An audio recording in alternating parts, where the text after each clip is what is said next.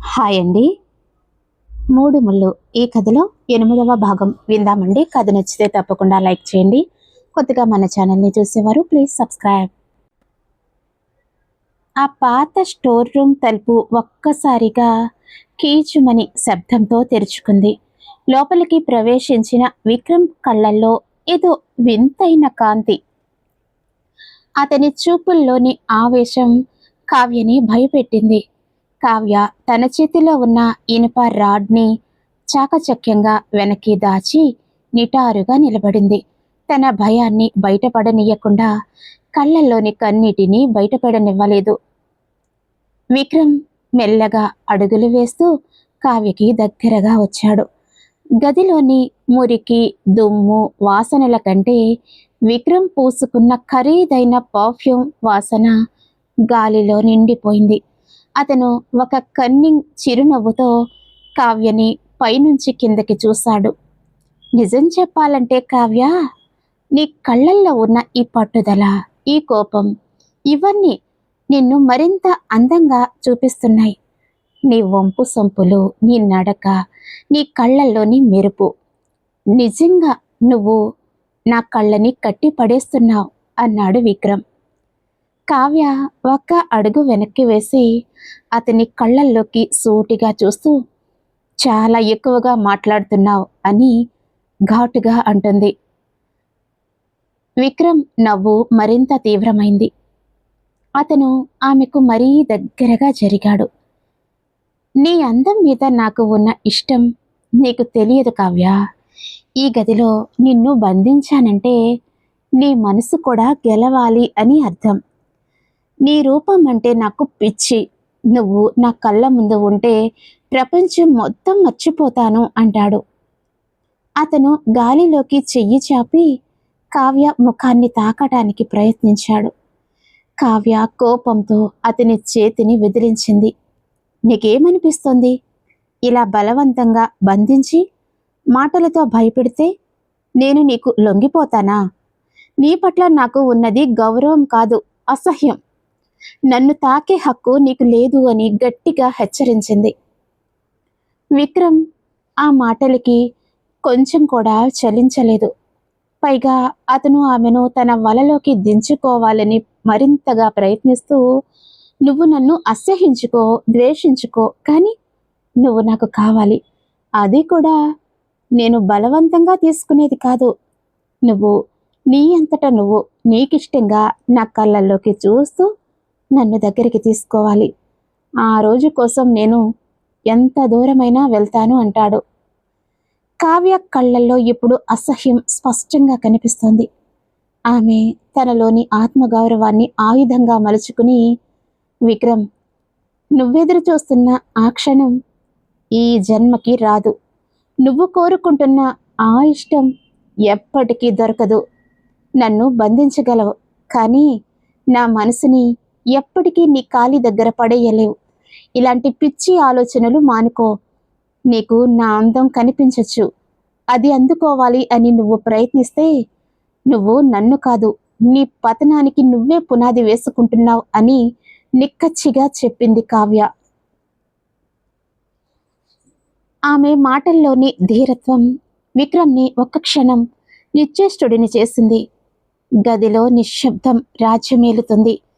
కావ్య కళ్ళల్లోని ఆత్మవిశ్వాసం, తన పట్ల ఉన్న అసహ్యం విక్రమ్ని మరింతగా రెచ్చగొడుతున్నా అతను ఏమీ మాట్లాడలేకపోయాడు. విక్రమ్ ఇంకా ఏదో చెప్పబోతూ ఉండగా గది బయట గంభీరమైన అడుగుల చప్పుడు వినిపించింది.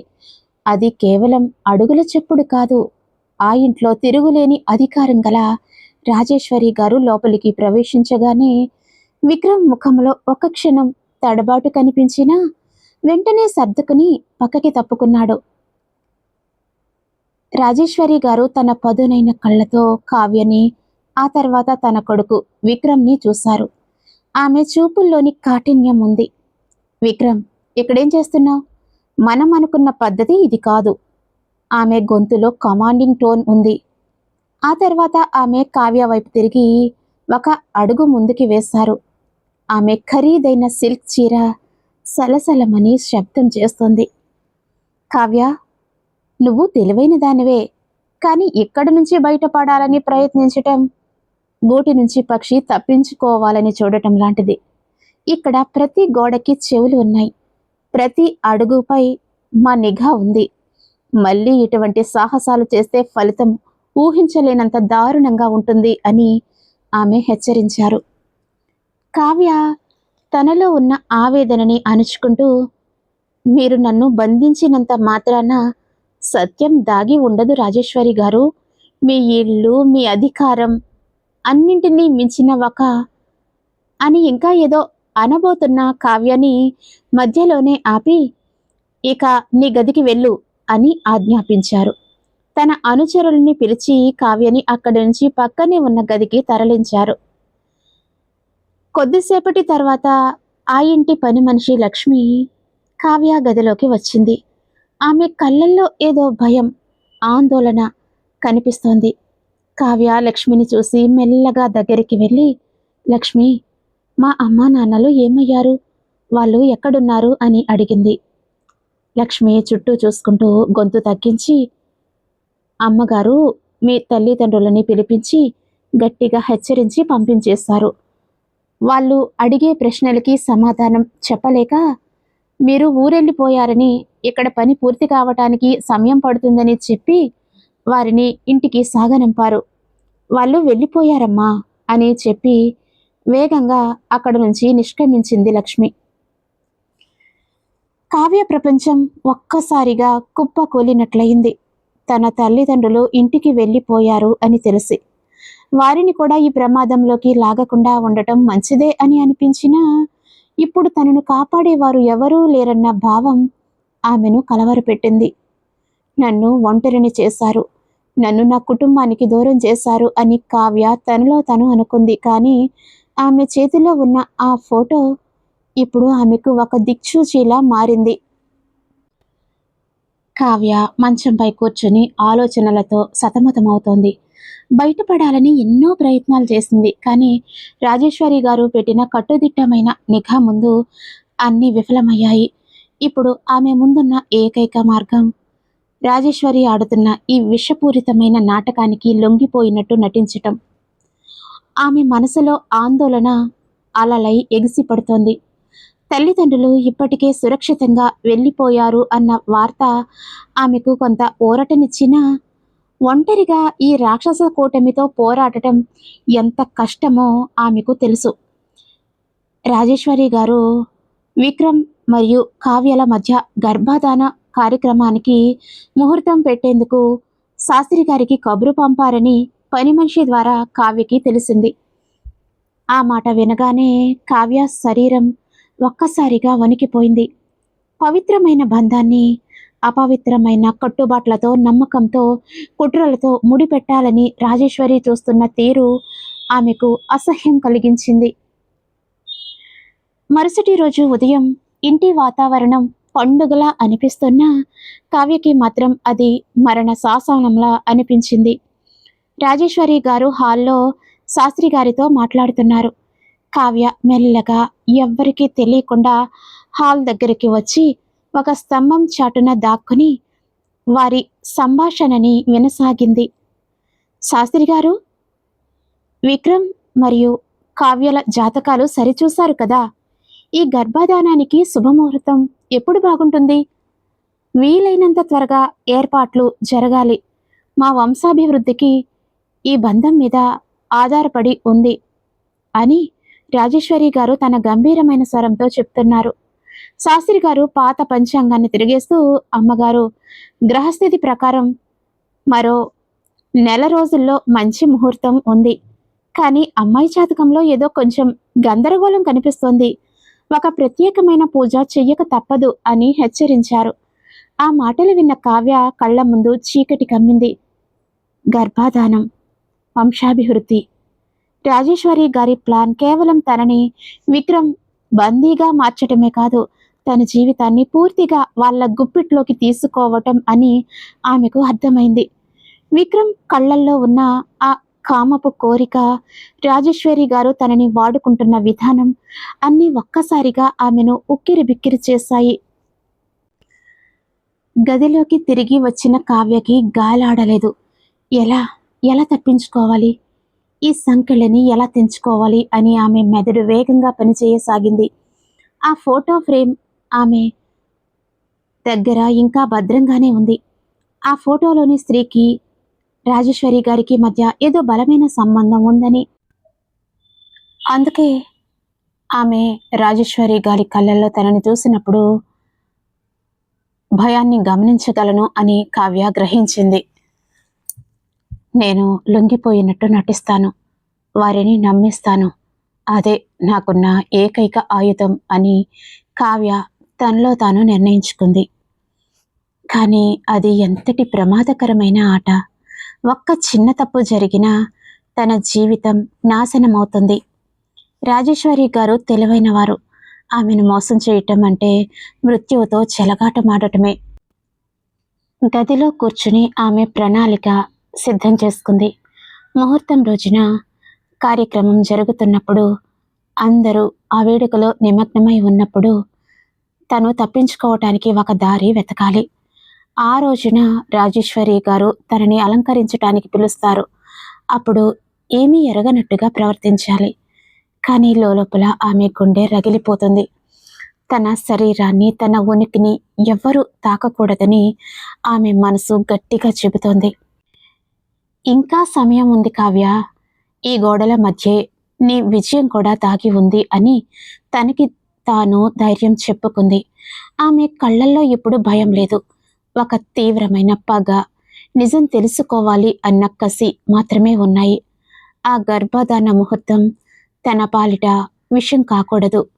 తన విముక్తికి ఒక మార్గం కావాలని ఆమె నిశ్చయించుకుంది. రాజేశ్వరి గారు లోపలికి ప్రవేశించి, కావ్య, త్వరలో నీ జీవితంలో కొత్త అధ్యాయం మొదలవ్వబోతుంది, సిద్ధంగా ఉండు అని ఒక క్రూరమైన నవ్వు నవ్వి వెళ్ళిపోయారు. కావ్య మౌనంగానే ఉండిపోయింది. కానీ ఆమె మనసులో అప్పుడు ఒకే ఆలోచన. గర్భాధాన ముహూర్తానికి ఇంకా నెల రోజుల సమయం ఉంది. రాజేశ్వరి పన్నిన ఆ పెద్ద కుట్రకి అది ఒక గడువు లాంటిది. కానీ కావ్యకి ఆ నెల రోజులే తన స్వేచ్ఛకి, అద్వైత్తో తన అనుబంధానికి ఒక వరంలా అనిపించింది.